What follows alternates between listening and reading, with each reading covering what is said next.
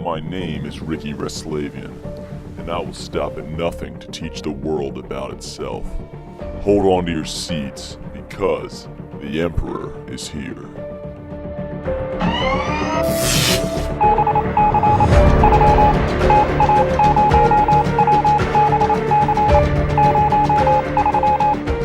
Good afternoon, and welcome back to the studio, to the Emperor Resslavian headquarters, where we are going to be tackling the issue of what happened in ancient Greece after the Persian Wars.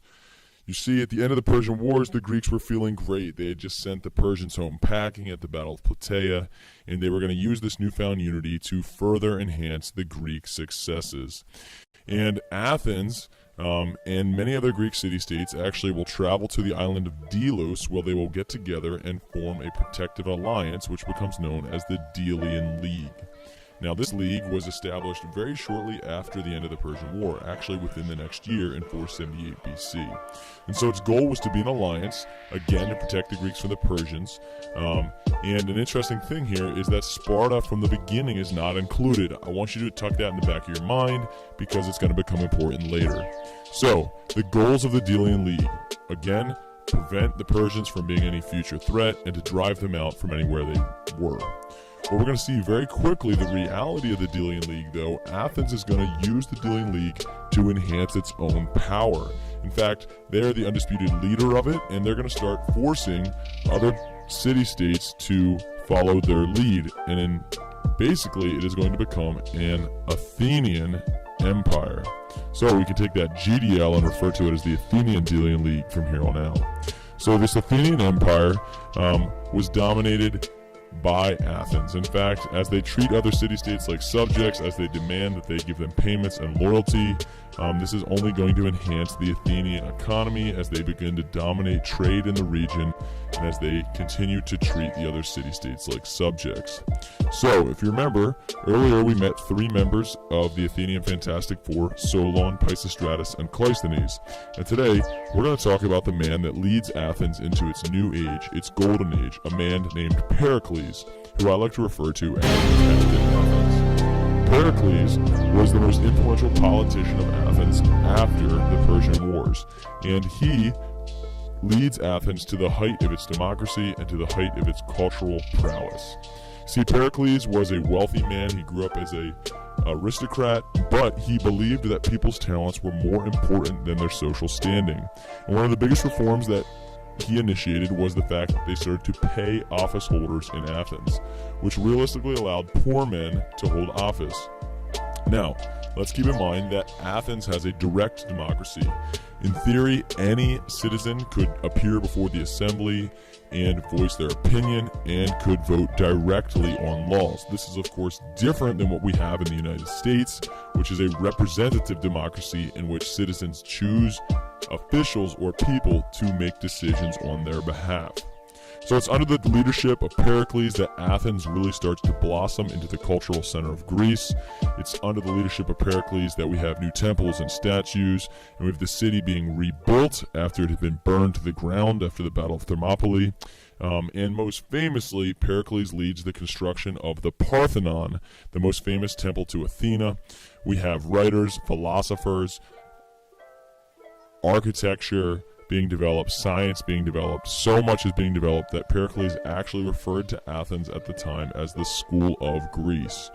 Let's really quickly take a look at the Parthenon. This is undoubtedly the symbol of Athens, the symbol of Greece. If you go to visit Greece today, you are probably going to visit the Parthenon. This was designed to be a temple to Athena, but it's become so much more than that. It was a symbol of the collective spirit of Athens' democracy, a symbol for what democracy could accomplish, and it is an enduring impact on architecture and is the definition of classical architecture. That, of course, is the Parthenon. During Athens' golden age, we see Athens prosper. Today, I would like to take a look at what an ordinary life would have looked like in Athens by examining this pottery. So when we talk about agriculture, the growing of grains and grapes and olives would have been normal, and they were the chief commodities. In fact, if we look at this pot, this vase, we can see farmers knocking olives out of the trees and collecting them. If we look at this pot, we can see a family working together in the house. Here we see women using a loom to weave cloth. Again, we see individuals using horses as beasts of burden. This gives us a little bit of a taste of Athenian daily life. Now, Athens' Golden Age will come to a screeching halt when war breaks out between Athens and Sparta. So let's go to the board and check out how this happened. So remember, Athens is the dominant city-state in ancient Greece, particularly after the formation of the Delian League. Remember, the Delian League's fleet was commanded by Athenians, much of the ships were paid for by Athens, and much of the troops were Athenian. Athens had used this league to exert its power around the Aegean region. Sparta was not in the league and in fact did not enjoy how much power Athens had been gaining. And so this will ultimately lead to them coming into conflict. Now, Sparta has the most dominant military, Athens has the most dominant navy. This is going to lead to a particular strategy. When Sparta comes to attack Athens, Athens actually retreats behind its long walls connecting its port at Piraeus, and the ships of the Athenian navy can supply the population with food for some time.